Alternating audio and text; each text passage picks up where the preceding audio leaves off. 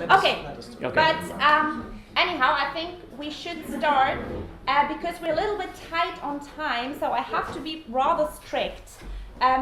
Just so all of you know, lunch will be at 12 for the presenters, 12 to 1 p.m. And we have to stick to that schedule because afterwards we still have a round table that will go from 1 p.m. to 2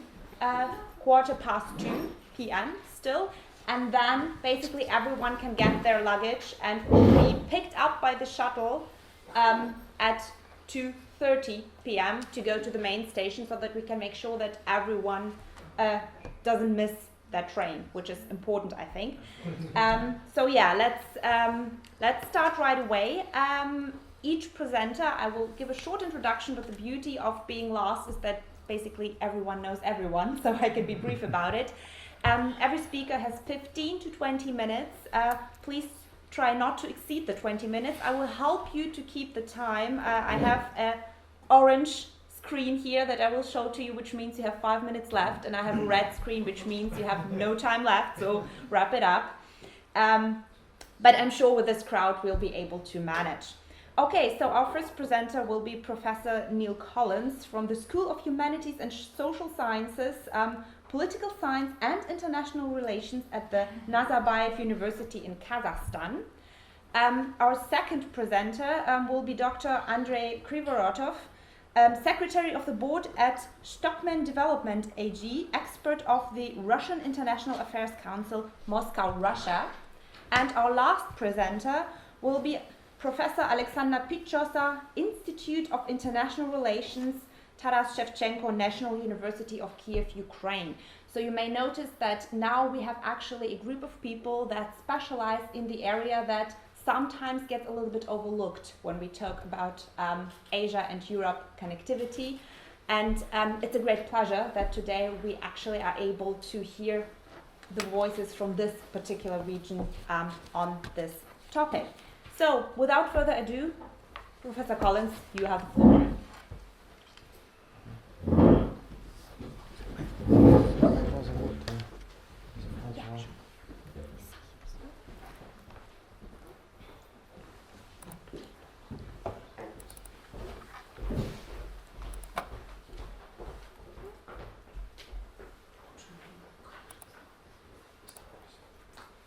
And then press this button.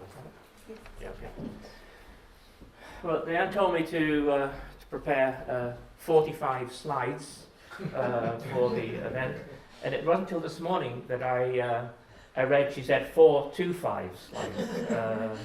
So sorry if it will take about 40 minutes. Is that okay?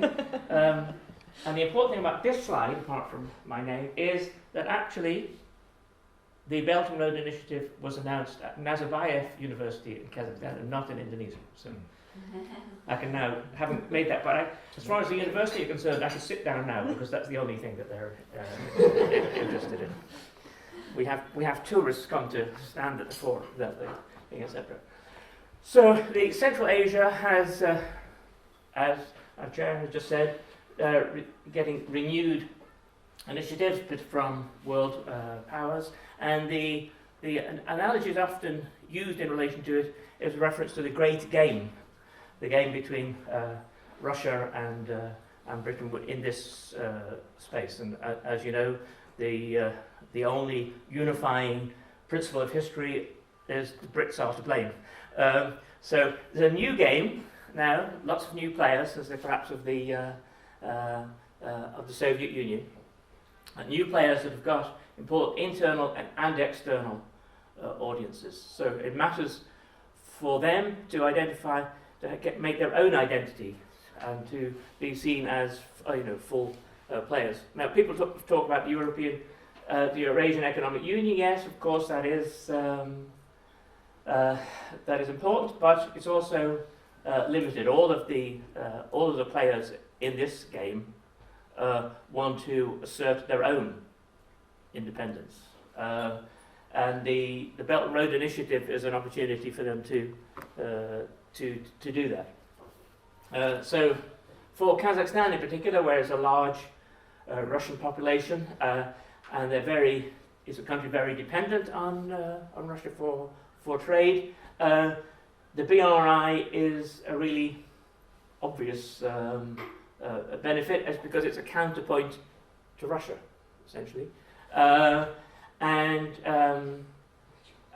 think that the phrase Central Asia is not very useful, because it implies a unity of purpose between those countries, which doesn't actually exist. So it's a product of the Cold War. This notion that it's a unified area. I think, well, we can maybe come that in discussion. And in each one, yes, China is an obvious benefit. The Belt and Road is an obvious benefit, but in each one, popular sentiment is fairly antagonistic to China. So this is just to give you an idea of the Russian population in Kazakhstan. They're on the northern border, so all talks about Russian space, Russian worldview, all that kind of stuff is received very badly in Kazakhstan, partly why we moved, whatever they're now called, whatever the capital is now called, I've forgotten,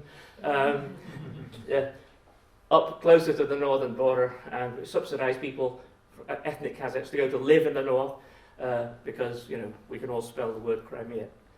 And the Chinese interest, clearly, there are more Chinese experts here than me, so I won't bother too much with this, but clearly Chinese share some interests with the countries I'm going to be looking at, but also has some controversies in relation to them as well. So the geopolitical priorities for China in the area may be countering religious extremism, etc.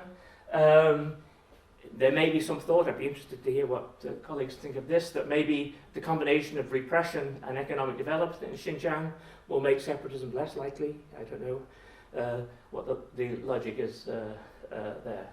But anyway, I'll return to that if you wish. So, the Kazakhstan political elite, they're all in favour of the Belt and Road Initiative. Whatever map you show, and I know the fellow speakers are going to show maps, but from Kazakhstan we only show one map. It's the map that has all the routes going through Kazakhstan. All the others are irrelevant, take no notice. Kazakhstan is central. So it wishes to use this initiative to reduce its dependence on oil and natural gas, etc. And the last thing it really wants is for the Belt and Road Initiative simply to be trains passing by. We don't want to become North Dakota. And we don't want to become Las Vegas either, as we were discussing last night. We want more out of it than transit fees, essentially. So this is the map. Take no notice of anything else, just the red lines. That's all you have to worry about. And you see that they all go through Kazakhstan, and that's the end of that. It's actually quite difficult to find out which is the most favoured at the moment. We're with a colleague investigating this, and we're even talking to railway companies in Kazakhstan. It's not actually yet clear which is going to get the major amount of investment. The latest best bets are on the Trans-Caspian route, and there's a lot of efficiencies have been put in. The last speaker mentioned about the number of days it's taking. Well, that metric is being used all the time and being refined all the time. So it's an interesting angle. Now, the danger, of course, is swapping one dependency on Russia for another, a dependency on China. So this is an issue. And there's a great deal of popular anxiety about China in Kazakhstan. It's one of the few issues where the authoritarian government have publicly backed down in relation to issues about land rights for China or Chinese workers or, heaven forbid, Chinese security companies. So the elite, yes, are on board, but the population a lot less so. And Xinjiang is an important issue in Kazakhstan because there are so many Kazakhs in that area, and they're also being arrested and imprisoned and what have you. So it's a really hot issue in Kazakhstan. So I'm surprised it hasn't been mentioned before. The government tried to present it in terms of the Shanghai Cooperation Agreement, which suggests that you have to respect other people's sovereignty to the extent that there be no, what do you call that, what's the word I want, where you hand over people over across the border, extradition, so there'd be no extradition, that kind of thing. But behind the scenes, as I understand it, the Kazakh officials are trying to get as many Kazakhs out of the detention camps as possible. I think the current figure is about 2,000 have been released in recent weeks. We won't bother with President Nazarbayev because he's not the president anymore. We don't have to take any notice what he said. Yes, I'll return to this us and them. This is a point that I really do want to make. This is the only line I want to make here. Is that as far as Europe is concerned, Kazakhstan looks at Europe very favourably, because in the us and them distinction, they want people to think that they are like Europe, that their development is like. We're not there yet. We may be putting economics before politics, but the route we're going on is to become more like Europe, less like Russia, as the obvious point there. Now, Uzbekistan similarly, they are very they see a great advantage, particularly since the death of Karimov, in the Belt and Road Initiative. It's the most populous country in the area, borders all the others. It's committed itself to liberalising its economy, but half the population under 30, 10% have migrated for work. Foreign direct investment hasn't come to the country in the same level as it has to Kazakhstan. So Uzbekistan looks at the BRI in a way. And China has already taken over as the largest exporter to Uzbekistan, and they've signed a comprehensive agreement, etc. Now, Uzbekistan keeps the Eurasian Economic Union at arm's length. It's not in it. Russia is always going to be important, as for all of these countries. And under the new regime, there has been an increase in diplomatic links with Russia, lots of visits, etc. But they also have this problem of popular sentiment towards Chinese. So they've had to restrict visas. They've had to put caps on the number of Chinese workers that can come, because the feeling is that China just sends people to work in your area, doesn't create local employment, doesn't create local skills, etc. So I was interested to hear in the last session about Africa,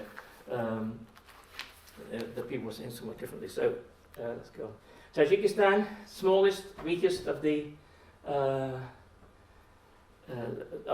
states in the area. There are more people in exile than there are in the country. It's very vulnerable to slowdowns in the economy in China, and in Russia, of course. Its security is threatened by Afghanistan. There's an entirely different. It's a very vulnerable country, and its relations with the other Central Asian republics are also poor and full of friction. Tajikistan, they share a suspicious view of potential Islamic extremism. They, like all these countries, they use this phrase multi-vectored foreign policy, but partly it is to have as many relationships with as many other countries and organizations as possible in order to stress the lack of dependence on Russia, even though Russia is the major trading partner. The EU and America have been very active, but in recent times there. For Tajikistan, the BRI is much needed investment. If the China-Pakistan corridor goes ahead, it will go through the country. This will open up for this very poor country new markets to their south. as well as in China, but also, you know, on in the Indian subcontinent, and will reduce the country's dependence on Russian military terms. I'm going to fly through that one. Yeah, that's just saying much the same thing. Remittances from Russia is at a big scale. The risk, the Centre for Global Development picked out Tajikistan as being one of 8 countries that it said was at extreme risk of debt problems in relation to this. But it's clear that the Tajik policymakers think the risk is worth taking. You know, so yeah, it's justified. Yeah, Kyrgyzstan, they take the win-win promise. Yes, of course, everybody's in favour of the rhetoric of the win-win thing. Again, reducing their reliance on Russia. The transport infrastructure north and south of the country is very poor, so the Belt and Road Initiative might address that. Some of the problems are really technical. I never thought I'd get as interested as I am in rail gauge sizes. But the Chinese want to stick to their gauge because they just see it as coming through, whereas the locals would like to see more infrastructure compatible with their existing infrastructure. So that's a thing. So yeah, an advantage that China has that when it commits, it finances very quickly, and it doesn't give all sorts of conditions on the funding that Western countries often do. What else? Yeah, again, there's the anti-Chinese sentiment, which the government has to be wary of. It's common to all of these countries. Again, Turkmenistan, poor autocratic country, also difficulties with its neighbours, tensions with everybody really, and an increased reliance on China, particularly in relation to the pipeline, which they hope will bring new markets for natural gas supplies. They're also ambitious that the BRI will mean new investment in electric infrastructure and industrial zones. Currently these are major problems for the government. So we rehearsed this. We rehearsed last night. That instantly, the very minute I got to the final slide, you would show me the orange. How good was that? So for all of them, the Belt and Road Initiative is a significant event.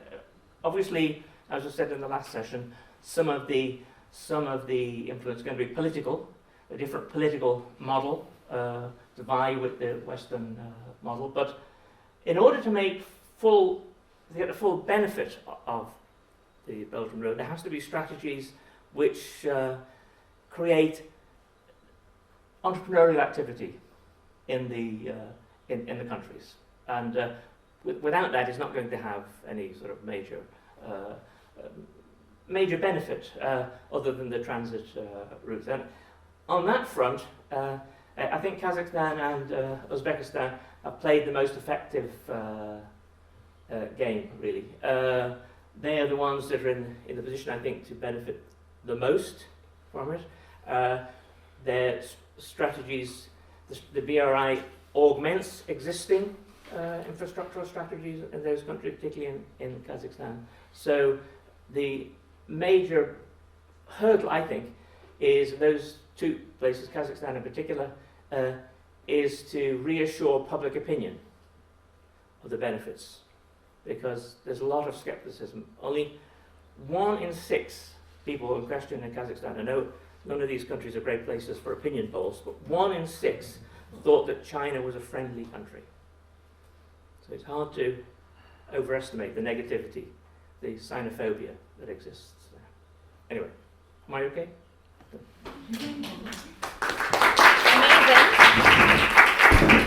Well, thank you very much for this concise and very to the point discussion of those countries that are lying behind the label of Central Asia, and their perspectives. I think for many of us it's something that we don't hear too much about, and it's a very important and good insight. And as we heard, Russia is an important influence in this whole situation. So now I would like to ask Dr. Krivorotov to give us that perspective to further complete the picture.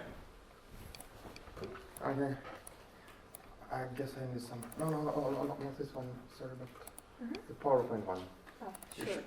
Diana was so nice to. It works. Good. Thank you very much for introduction. Thank you all together. And I will have a PowerPoint with many maps because I think. With my experience in international economics and business, among others, I cannot talk about infrastructure and geography without looking at maps, and sometimes it's more needed than ever, especially here talking about Russia and Western Europe, because in Europe many people try to tend to mix up Europe and European with European Union. Norwegians, Icelanders, Russians will not agree to that, and on many European maps you can see here, Russia is kind of big blurred spot somewhere in the right-hand side, while in reality I actually see the need to put it on the map somehow. So here is my country. It's not just the biggest landmass worldwide, covering 1/7 of the Earth's landmass, stretching over 9 time zones from Kaliningrad in the Baltic Sea to Ueland out there, which is actually Western Hemisphere. It's just less than 60 kilometers off the United States. It is a huge territory, and indeed it is Eurasian. That's my very important point.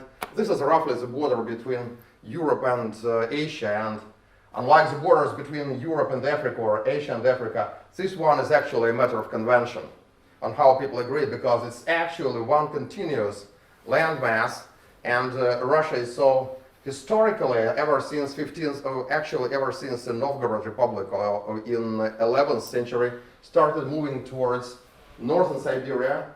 That move was later on stopped by Moscow authorities, but when the Moscow centralized state was originated. But in the 16th century, Russia started moving through the Urals to the Siberia, and just 100 years later, Russians were already settled in the far eastern coast. It was an amazing thing which to a great extent shaped the Russian national identity and the Russian history.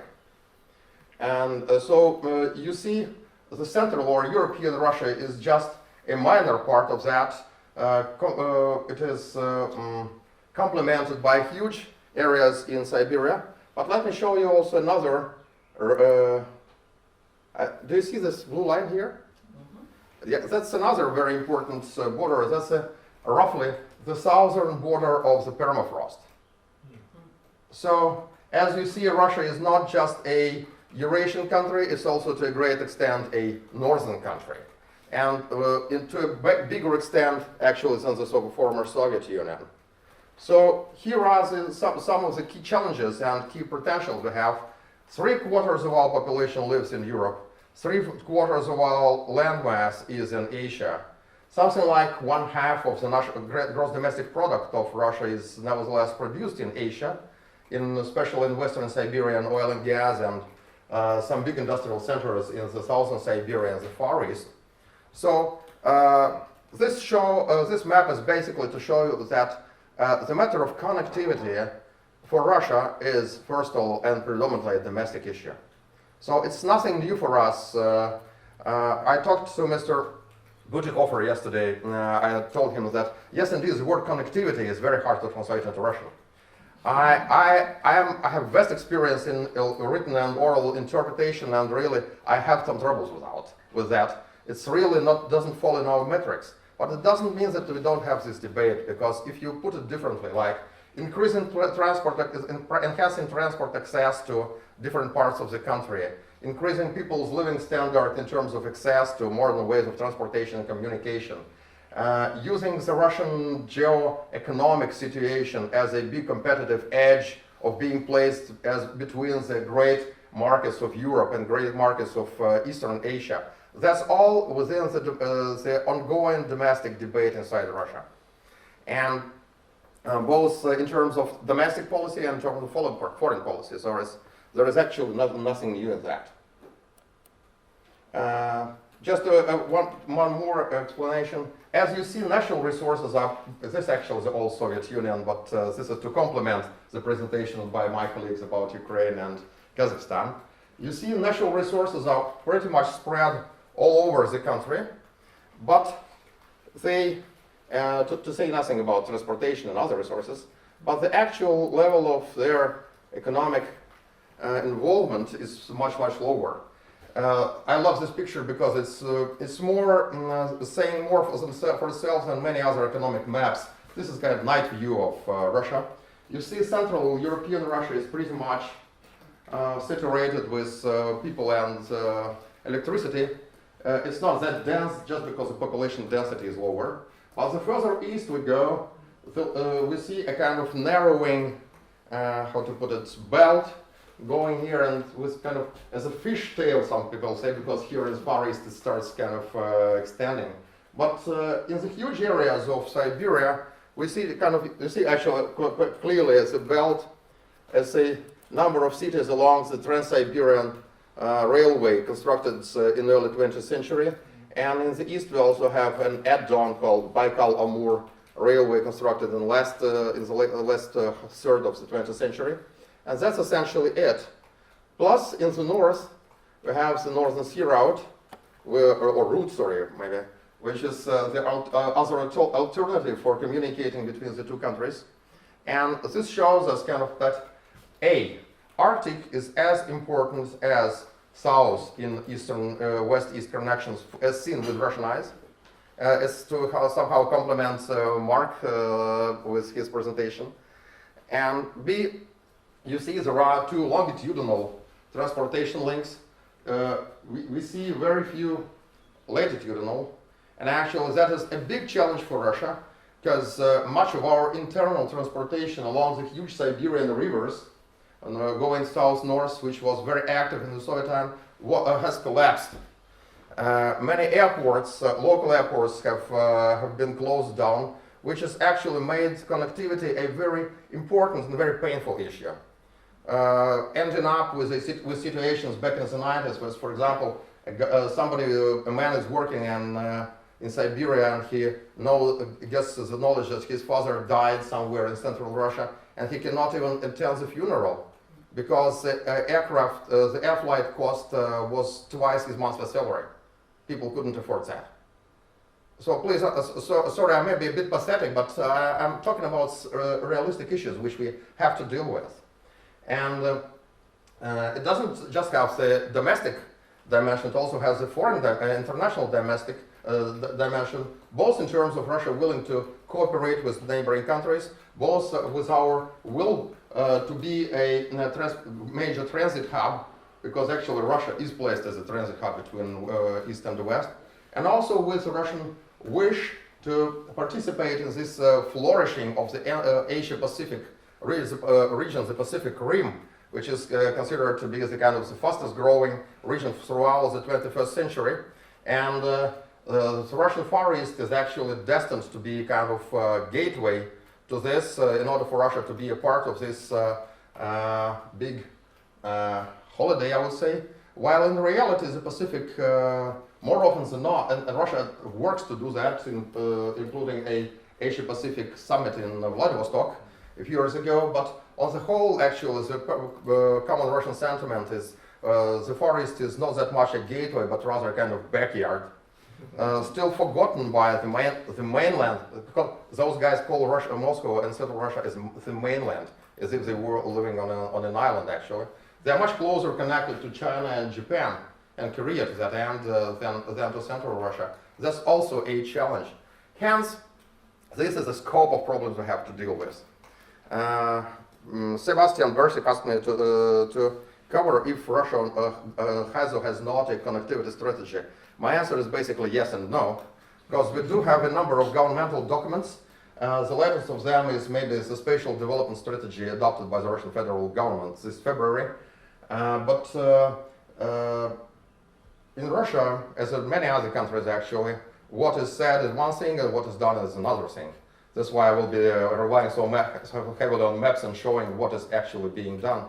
And there is a big challenge that people on the popular level, on the expert level, on the level of the Russian president, Vladimir Putin, are aware of the big challenges and wish to do something, press on the government, while the executive government, sorry for that, saying that, is still pretty much kind of inert and passive in many ways, because Russian economic policies are much more liberal than those of many other countries, including those presented at this table. Our government still maintains market forces will decide everything the best way. We are not going to intervene. The first special development strategy was to be tabled a few years ago. The first draft was only tabled last year, and it was about actually condensing all of the Russian population into 20 huge agglomerations. And then people asked, and what about the rest of the country? And the government officials said something like, we didn't think about that. Let them just move into the agglomerations. So the spatial development strategy was revised very heavily, but now it's a kind of a conglomerate of whatever all the wishes from different regions and departments. It's still a very kind of loose thing within which you can do quite different things. So I would rely more on the midterm goals because they were very specific, issued by the president the day after he was inaugurated last time for the period of 20 through 2024. So I have highlighted some of the keywords. Among other, you will see comprehensive plan for long-range infrastructure aiming at West, East, and North cargo corridor, Northern Sea route, enhancing the economic connectivity of the Russian Federation territory, and enhancing the broadband, high-speed web communications. Let me just show you, but that's actually the domestic Russian agenda, and it is complemented by the Russian international agendas. Because indeed, Russia is a huge country, and we participate very actively since Soviet times in a number of international institutions. I will not talk too much about universal organizations like UN or OSCE or others, but let me also get down to more regional levels. First of all, the Eurasian Economic Union, which has been mentioned several times. This is an organization which was conceived in 2012, and as of January 2015, this huge area with 182 million people population lives actually under a single market. And those of you who are from European Union will recognize many of the words because actually they try to follow the same path. With a single market, we have a custom union, and the idea is to establish a full-fledged single market by 2024 or 2025. Because for some sensitive issues like fuel, energy, medicines, transportation services, economic policies, financial policies, there has been some kind of transition period. But the customs union is there already, and the move is on. Among other, as of 2016, the 5 member nations have agreed upon coordinated transport policies aiming to remove any barriers for transportation with all means of transportation by 2025. And this organization is basically open to accession. It has signed free trade agreements with Iran and Vietnam and several other countries, especially in Central Asia and Eastern Europe, are now negotiating similar accords because they really want to be part of that common market. More regional organizations have Arctic Council in the north, which among others have already produced 3 legally binding agreements. Barents cooperation in the far north with their own Barents transportation plan, which is very closely linked to EU's Northern Dimension Transportation Link and DTL. Black Sea economic cooperation with their lots of ideas about all types of trans-Baltic lines. Black Sea economic cooperation with, among other, Black Sea rail, not rail, but highway. By the way, all the three regional organizations have cooperation both on central government level and on regional government level, so we have kind of para-diplomacy very actively involved here. Shanghai Cooperation Organization, it has been mentioned here. It is very unique in the way that it deals with security issues as well. It was actually conceived to do that, and it includes countries like China, India, and Pakistan. You know, India and Pakistan are now threatening each other with nuclear bombs, and nevertheless, they are all here, and this is a very useful instrument for, first of all, for problem resolution, because there is no counterpart to OSCE in Asia. This is, sir, okay, 5 minutes more, yeah, okay. And last but not the least, Asia-Pacific cooperation. Well, I can, let me just, so tell me, shall I talk on BRI or shall I show you the specific projects which are now going on? Because I don't have too much time. Your call. Specific projects. Specific, so briefly on BRI is just kind of, Russia and China had lots of cooperation before. We want to continue that. We understand that Chinese are very pragmatic. Russians are also pragmatic. So it's just kind of a win, trying to find win-wins.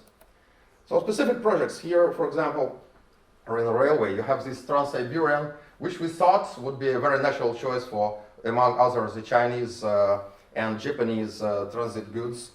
While in reality, what we see is that most of the trains now go through China to Central Russia and then to Europe, actually bypassing Siberia.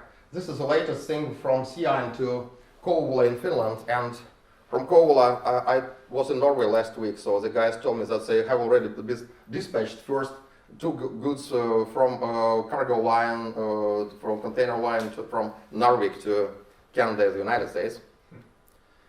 This is okay, actually. This is also complemented by Mongolian Steppe Road Initiative and the Kazakh Nurly Zhol, or the Enlightened Roads Initiative, while actually there is not much development inside eastern Russia. So Europe, Western China car highway is also going to be constructed in a very similar path. We do have some activities in the Far East, but it's mainly China or China-Japan connectivity with goods from here delivered to Russian ports and then to central China and to export. And there is another project is so-called North-South corridor. It has been ongoing since 2002 with not much success because many countries joined it and then stopped it. But this February, Indian media told me, wrote that a new memorandum of understanding was signed between Indian and Russian railways trying to speed up this process, bypassing Azerbaijan, who wasn't very cooperative. But this way they think that they can cut the time of delivering goods from India to Europe approximately by half as compared to the sea route through Suez Channel. Northern Maritime, Northern Sea routes, yeah, indeed. Let me just show one thing, that the primary source of that is now being generated inside Russia under a Russian, French, French-Chinese project called Yamal LNG. It is a huge endeavor, and in reality, so this is volume of transportation. This all Soviet all-time high was 7.5 million. So it was, after a lengthy fall, it was exceeded thanks to this project alone, and its volume was more than doubled last year. And the red spot is actually the transit. So actually, until 2012-13, the Russian authorities were hoping, and Russian shipping lines were hoping for transit as a major kind of driver for Northern Sea route.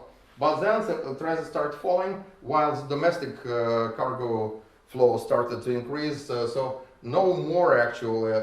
Russia will be very happy to see lots of transit cargo, but we actually don't rely on that. And by 2024, this cargo has to increase from 20 to 80 million tons.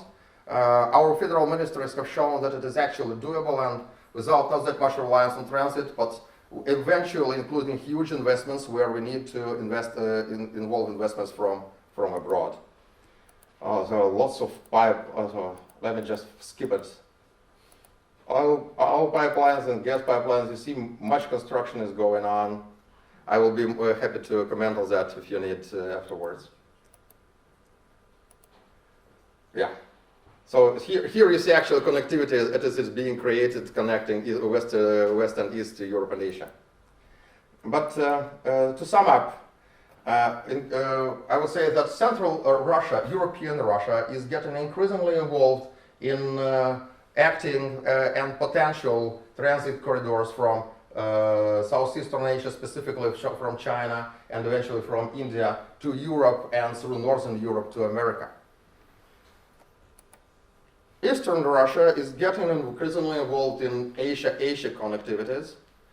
But if you look at the actual Russian landmass, the huge issue of supplying Siberian, which is actually Asian resources, to Europe, and even more important for us, in the Russian transport link, they still remain a responsibility and domain of Russia. Just, if I may, just one small minute. Let me just I work in business, I like to talk figures. This is the transport plan which was designed last year for the next 6 years for developing Russian infrastructure.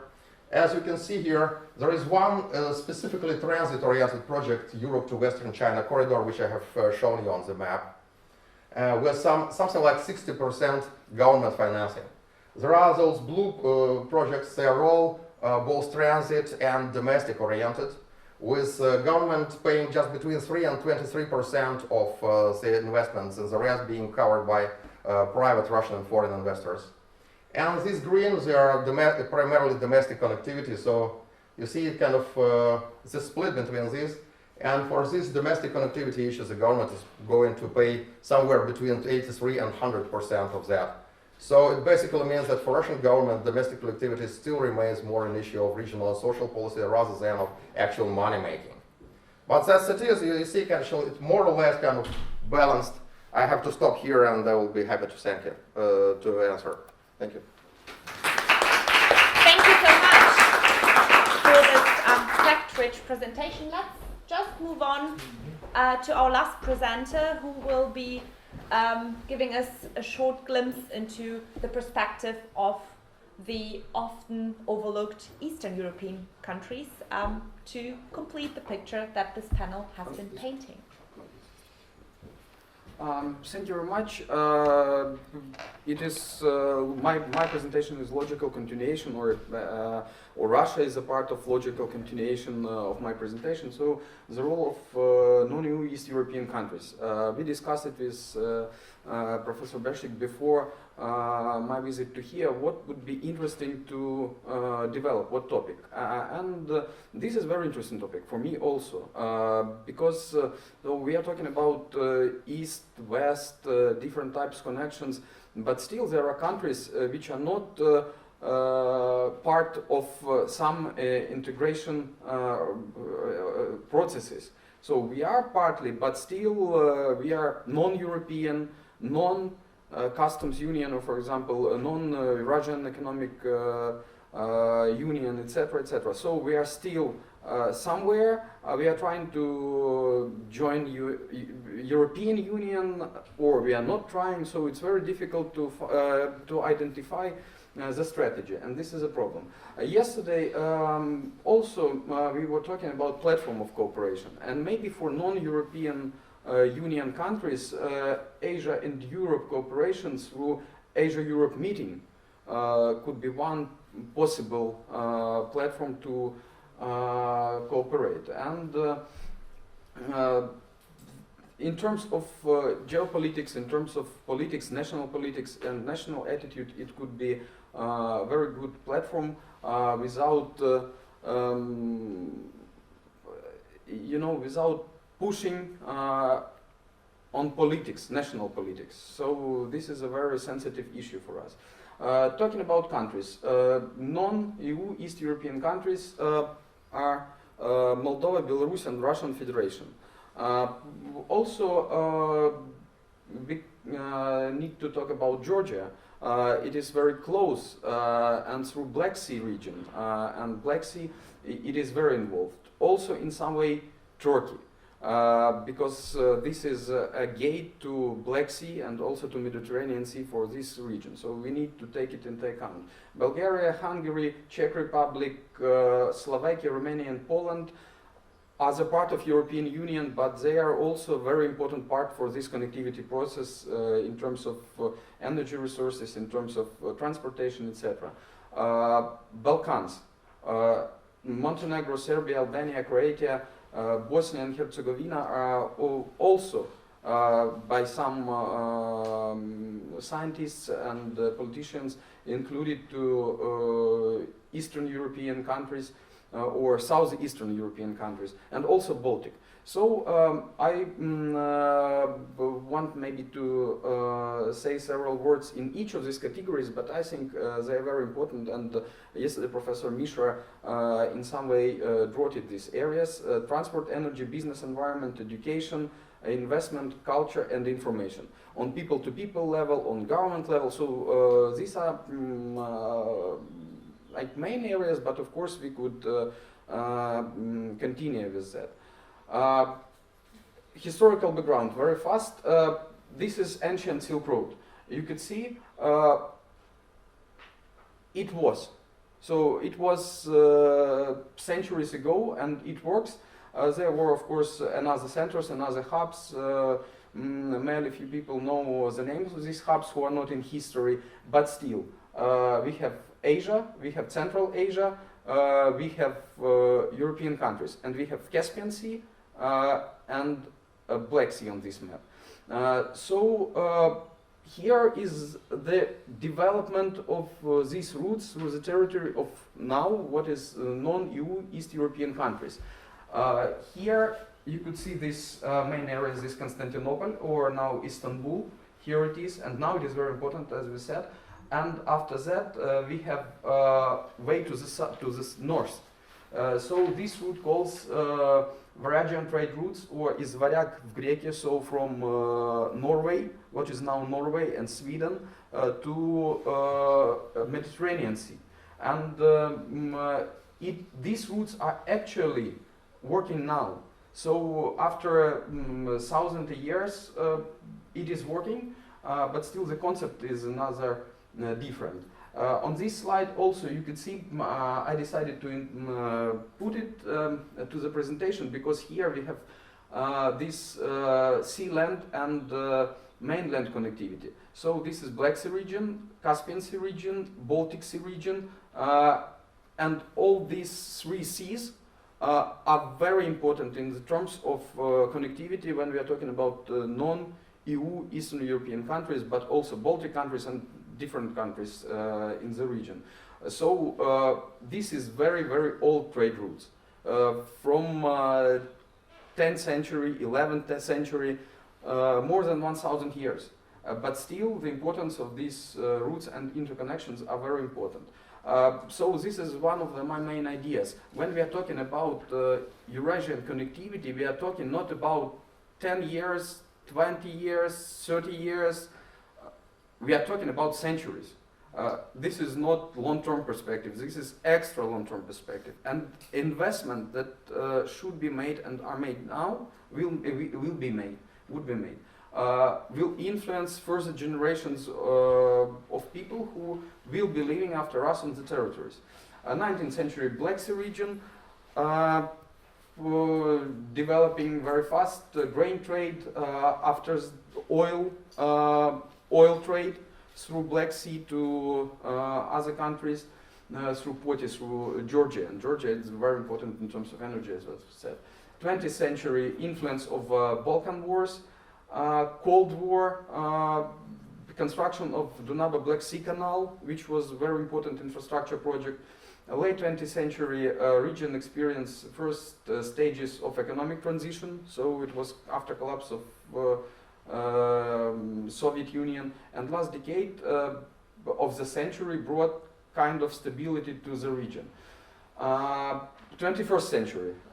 Non-EU Eastern European countries' strategic geopolitical position been situated on the crossroads. Here you could see the traffic density map of Black Sea.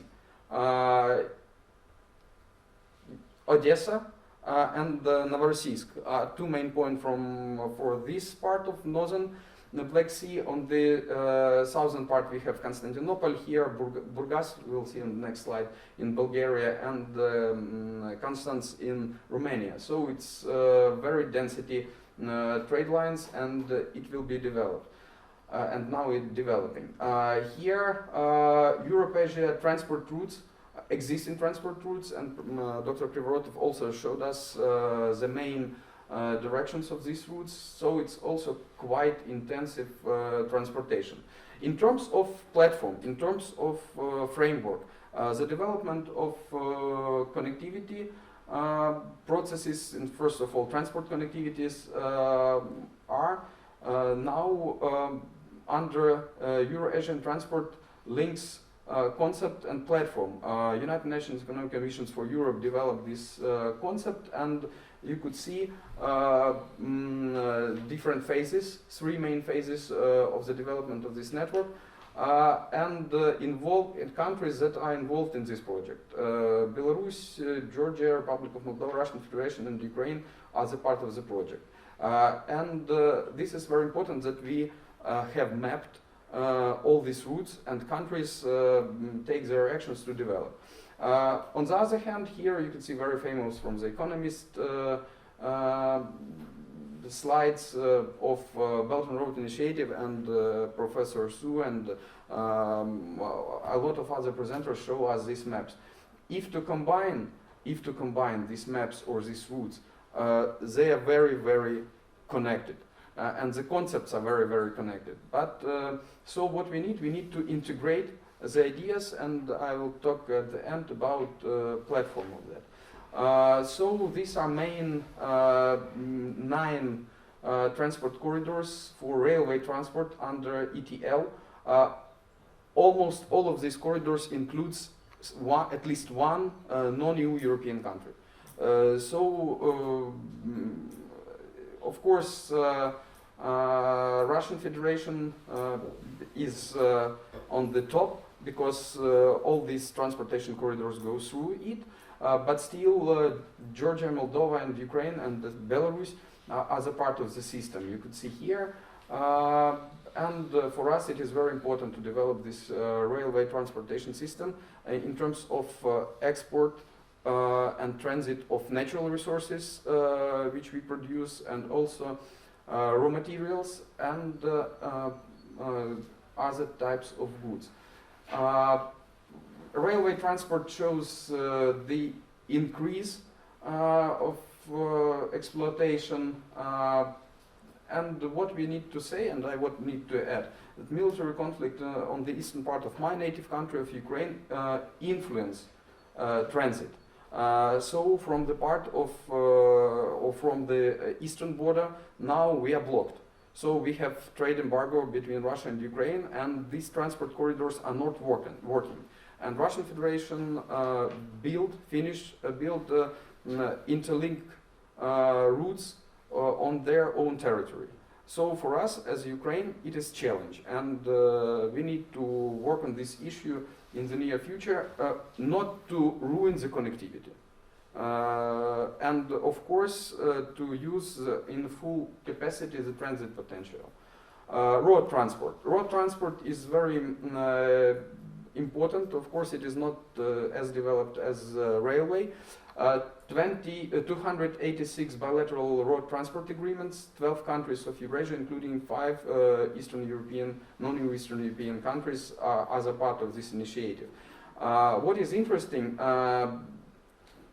trade and transport operation between China and European countries were not performed until 2017 through road ecosystem, only by railway and of course maritime shipping. But after 2017, it was possible in 2018 to transport directly from China to European Union using the road system.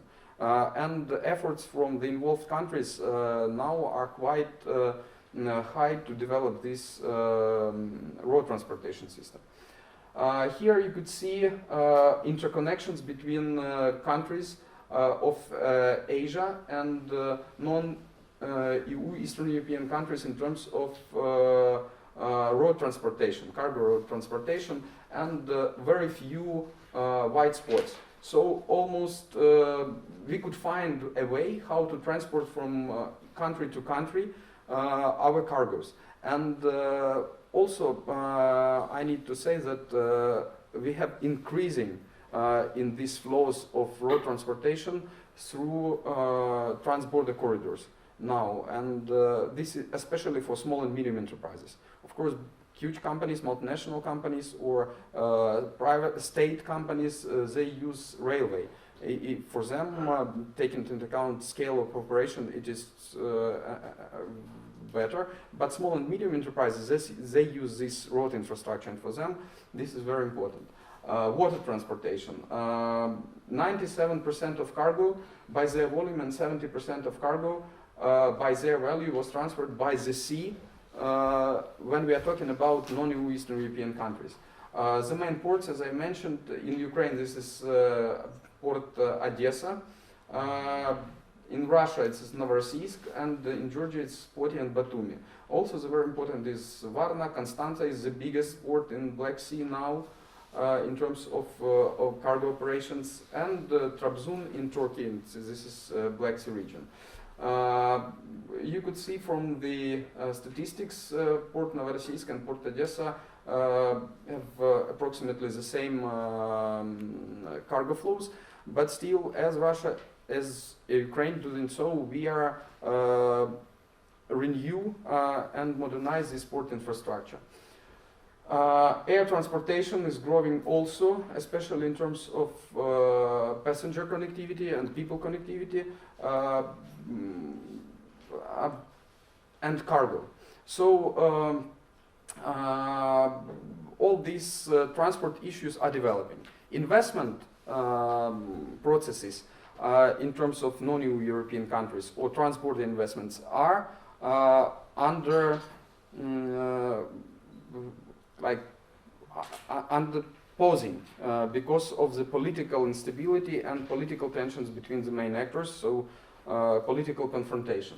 Very important connection with Balkans and Black Sea through the European trans-European network of transportation. Not to spend more time on that, you could read it in my abstract and in the presentation, but still European Commission for the last 10 years made quite an effort to develop this connectivity between Balkans and Black Sea, and I think this is very good in terms of developing cooperation between EU and non-EU European countries, not only for energy, because energy is the main scope area for that, but also for cargoes.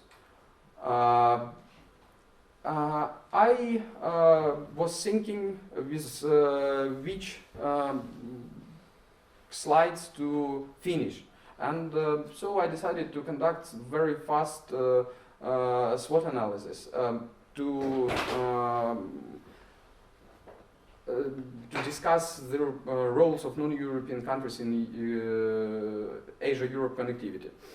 First of all, we have beneficial geographical position, and I like the maps and visualization of Professor Krivorotov because without this geographical position we could not tell that we have it.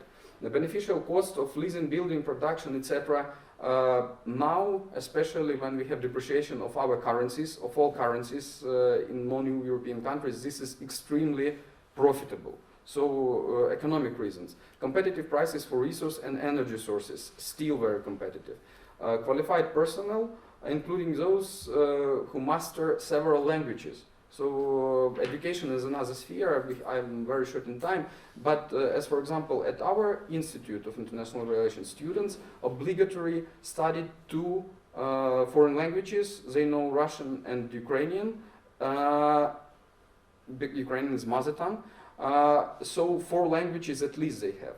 A lot of our students 6 languages because they have 2 extra. With special emphasis to Arabic and Chinese now.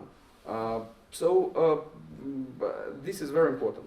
Proximity of approaches to doing business, a common background and opportunity to use system of connections built after Second World War, social spirit of development, not only for former Soviet countries, but also for Soviet bloc, socialist countries. And this is still working. So good or bad, but still it exists.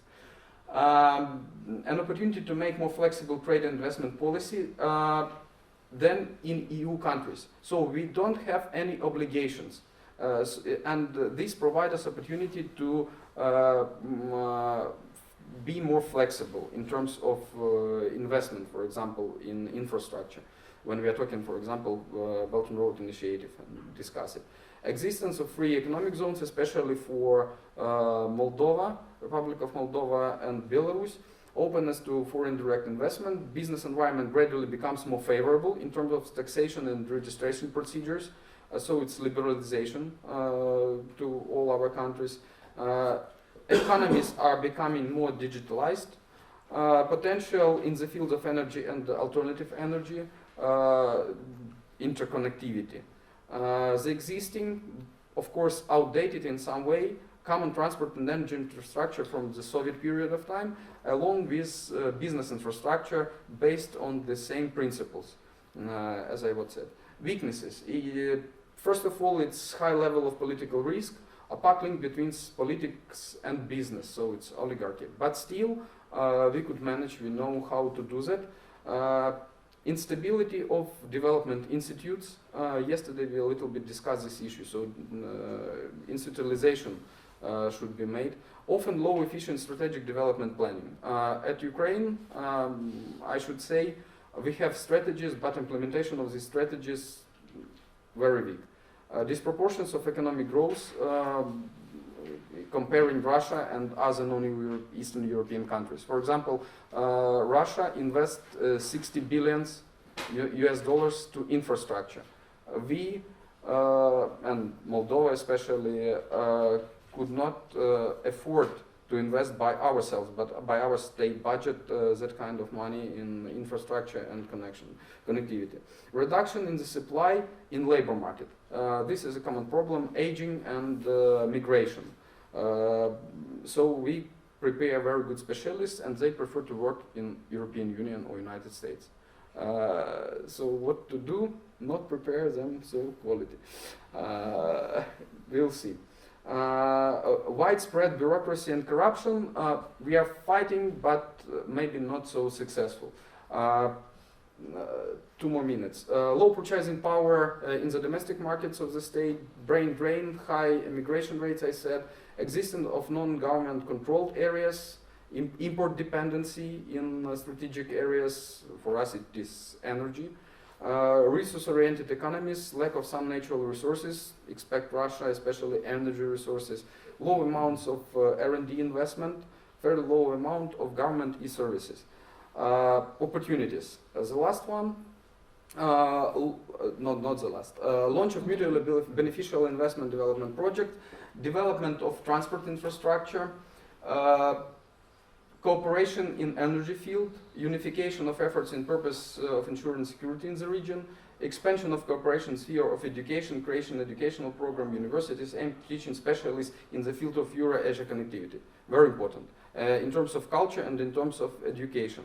And now under Erasmus Plus from European side and from support from national government, for example, Chinese government, we start this cooperation in terms of Eurasia connectivity research and educational field.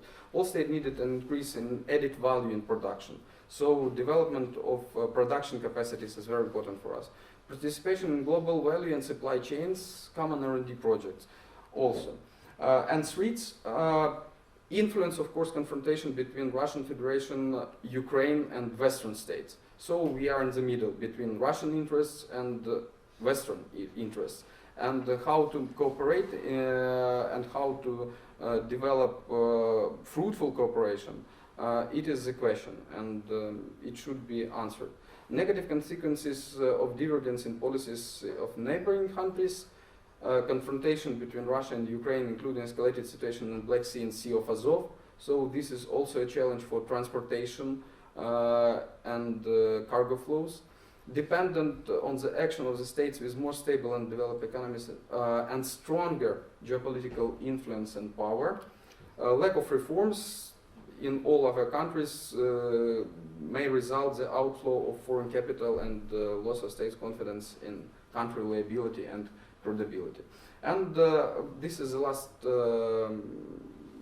words, conclusion, future of connectivity.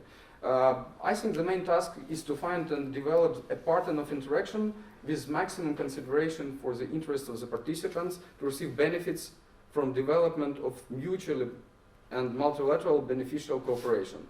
And talking about non-EU East European countries, I need to say that we need to talk in terms realpolitik, as yesterday we discussed this concept. So economic interests, culture, education, and through this cooperation, development of the dialogue, multilateral. I think this is the way. Yeah, thank you very much. Thank you. Thank you, panel. Now I'd like to ask our panelists to come back to our panel for a quick Q&A. We have 10 more minutes, and I'm sure there are a couple of questions that the audience would like to ask. So I think we do it the same way that we did in the panel before that. I will gather the questions, and then we will have a quick answering round. Who would like to start? Yes, Mark. Thank you to the panelists. My question is pretty much an open question to the panel. On the subject of transportation, on the subject of all of the new transportation infrastructure that is being planned for Russia, for Central Asia, for Eastern Europe, the question that's being asked quite a bit in Norway, Northern Norway, they're asking the same thing, to use the Latin term, to whom the good. So in other words, which sectors, which areas, which economic areas, people versus goods, do you see as the priority for those who might make use of these new transportation links, those that have been created and those that are currently being planned? Ruhr? Thank you for the opportunity. I have two questions. First, Professor Dr. Collins, you raised the issue of Chinese sentiments, anti-Chinese sentiments, because of the increasing Chinese workers, also the potential of foreign debt created by their initiatives in your countries and your regions. So I'm just asking to know what kind of response your government so far have to deal with this issue, because this is something also happened to my country today. So not only in Indonesia, I think I just read some recent references said that the same situations. So they believe that IPEEAR is the interest of a geostrategic and geoeconomic of China. So the second question, I think I would like to address to the second of the presenters. I'm just curious to know, taking into account external player influences to the region. So how's the initiative of your countries to balance all these interests? So in the context of the connectivity and the spatial, taking into account the final conclusion of Professor Pidchosa, how could you perceive the future initiative that can make a balancing system among various interests of the, well, let's say the big powers that play in the region? Thank you. Okay, I think there was one more question. Yeah. Yeah, thank you. Maybe just one point on panel. All of you mentioned history, identity, culture, and also there was this reference to the Soviet-Russian education system. So is it possible for China to somehow jump in to fill in the void and to replace Russia? Or is there a path to development of connectivity in Central Asia, Eastern Europe? So that means that due to language, due to shared history, it's unlikely that China might replace all these old infrastructure projects. So that might be an alternative structure, but a rather weak one. Yeah, well, this fits quite well. Apparently, the Russian-Chinese relationship is extremely important.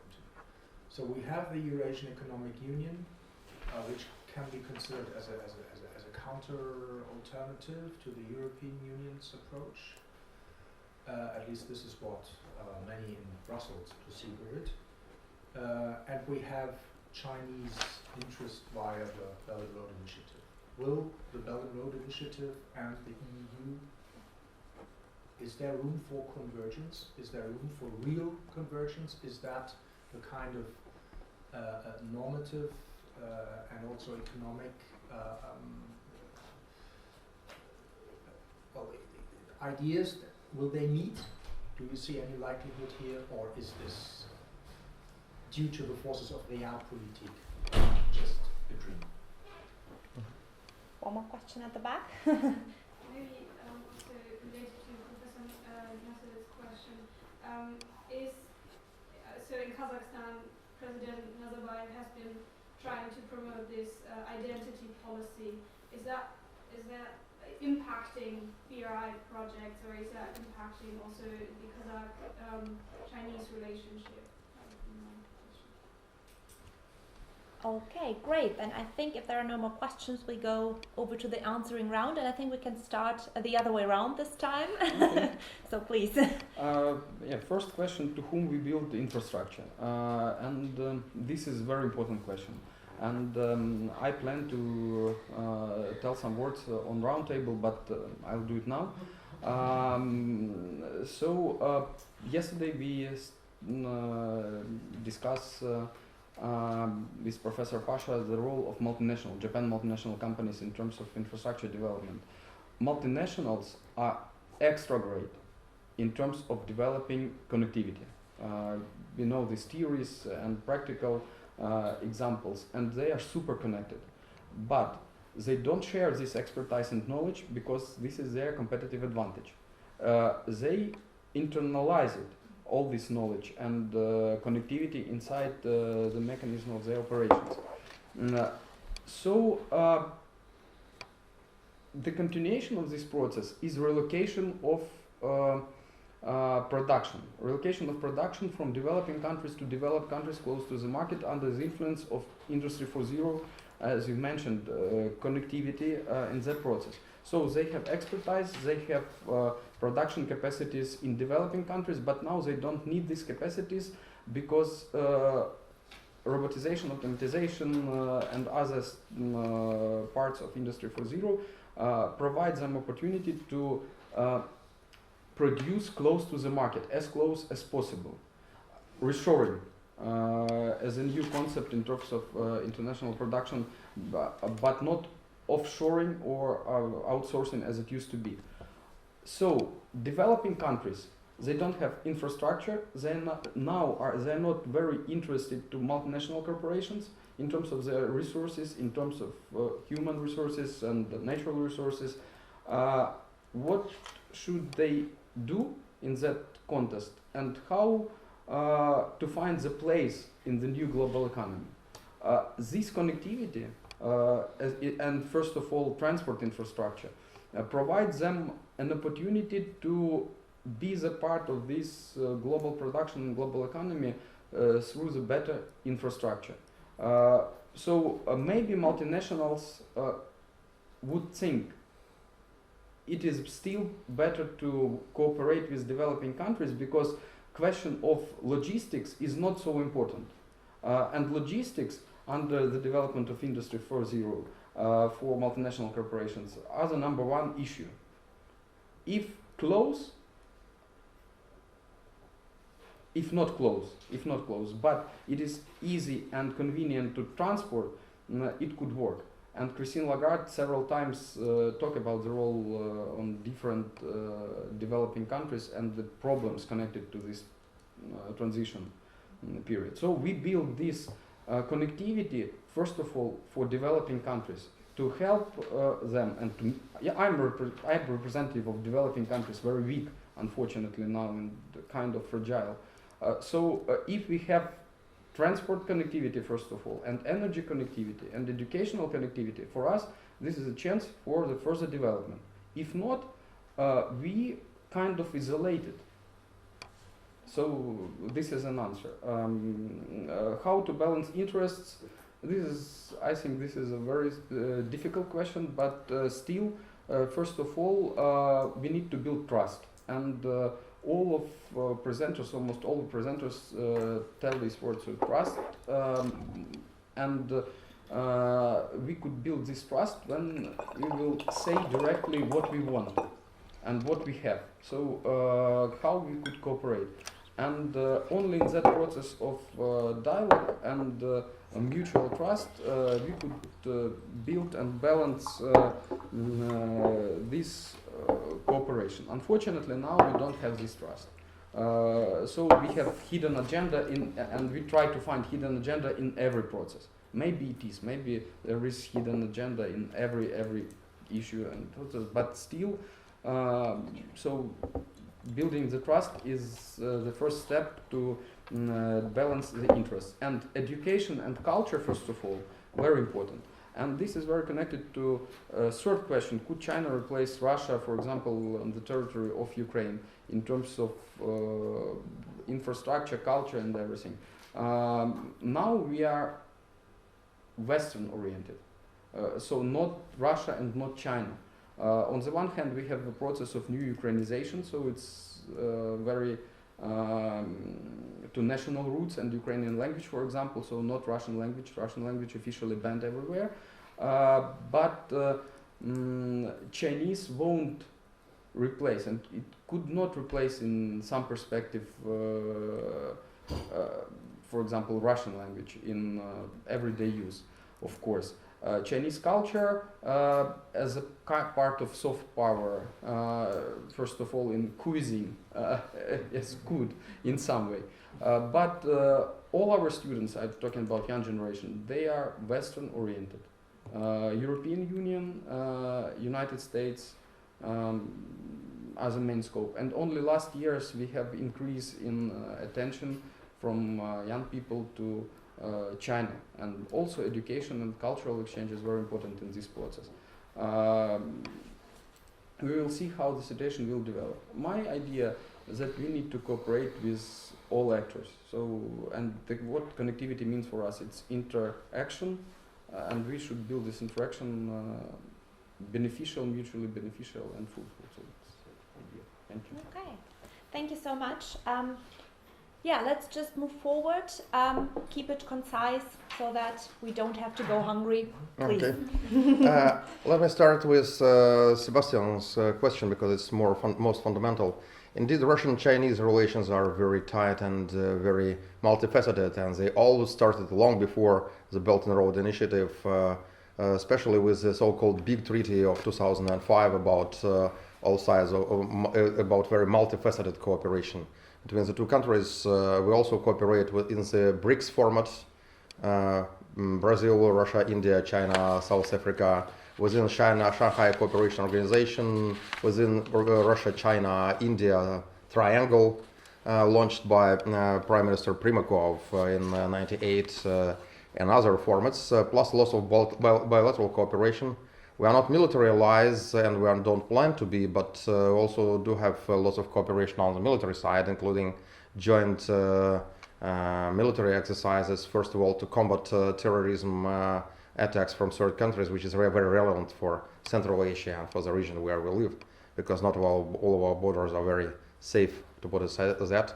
So Belt and Road Initiative fell into a very good kind of scope of Russian-Chinese relations. And regarding its relation to EU, there was a declaration by a summit between President Putin and Chairman Xi Jinping in 2016 about a conjugation of the Belt and Road and EU. The first step was this treaty on trade and economic cooperation signed in 2018. It's not a free trade zone, but it is a rather comprehensive document. Russian experts understand that they put it very out. They are very outspoken that in the Russian media that it is not just an opportunity, but it is also a number of challenges for Russia because really. Okay, on the top political level, we have very good relations between the two state leaders, and we have very good political climate, and we have the wish to cooperate. When we go down to operational level, to specific projects, to specific activities, then Russia is very often lagging behind. So people say that we do have lots of opportunities, but if Russia doesn't use these opportunities, this will actually be Russia's playing a subsequently lower role and somehow kind of eventually, in the worst case, kind of making a Eurasian Economic Union just a kind of a regional organization within the Belt and Road. It's not eventually the case which is going to be, but the very fact that Chinese cooperation with each of the EU countries may at some moment be more attractive for them than cooperation inside the EU. This chances, to your question, Nella, in many respects, first of all in the economic and investment sphere, but also in many other areas, this scenario is also evaluated, and the main thing for Russia is actually to work hard, because as academician Glaziev, who is actually President Putin's advisor for economic cooperation with former Soviet Union, he put it very bluntly, the way he usually does. There will be nothing good of Russia-China cooperation because the Chinese government is willing to invest and the Russian government is willing to spare money and transfer them into dollars and send them abroad. This may be a bit kind of exaggerated, but very realistic viewpoint. So overall impression, Russia needs to work hard in itself. And it's also direct relevance to Mark's question, because Russia doesn't want to serve as a kind of transit hub alone, kind of for goods passing through the territory, which is also the case with the Northern Sea route, with many transit ships trying to pass through Southeastern Asia to Europe without actually even entering any single Russian port. So Russia gets all the risks of environmental impacts without actually with very few kind of income, just for the icebreaker capacity, and that's it. That's not the desired development path. What we really need to do is to increase the value creation inside Russia, so that Russia does generate much of the goods to be transported, plus it would serve the international transits as well. That's actually the logic behind all the Russian governmental documents. Thank you. Thank you. Okay, so you have the last word for this panel, please. Oh dear. Have I got 20 minutes, did you say? Just on the first question about which economic areas, that's something which we're looking into. Michael Porter and the board model is very influential in Kazakhstan. Quite a number of the cabinet ministers went to his class in Harvard. It's unbelievable to hear them talking about diamonds and clusters and all that kind of thing. So yes, they're very definitely looking at the worst thing, that want to have the trains passing through full in one direction, empty in the other direction, that kind of thing. So which areas? The Kazakh government and Uzbek as well are looking at agriculture in particular. They feel that the faster delivery that the BRI will facilitate will open up markets for them. So already there has been some success in there, and I give this as a very small example, but linseed, for instance, which is big in flax in Belgium, now Kazakhstan is the biggest supplier thereof. And the European Union is the biggest customer for Kazakhstan at the moment. So, yeah, lots of things are being tried. Maybe Logistical services, letting the trains come and then going in the different directions by unpacking and repacking. That would be one of the things. Already Porsche are sending cars through Kazakhstan. So we're looking at maybe assembly because of the cheaper labour element. So this is a whole big topic in itself. We could spend the whole day doing that, and I would be grateful. I'll maybe send you the draft article on Porter's model that I'm working on at the moment, because I'd really be grateful for your feedback on that. In relation to the debt crisis, I forgot to ask me about the debt crisis, but yes, it's clearly more of a problem for some of the 5 states than others. It's not particularly an issue for Kazakhstan or Uzbekistan, but for the others it is. It's just the calculation, is the risk worth taking? And in the end, will they have to concede territory, or it's to that it's at that level already.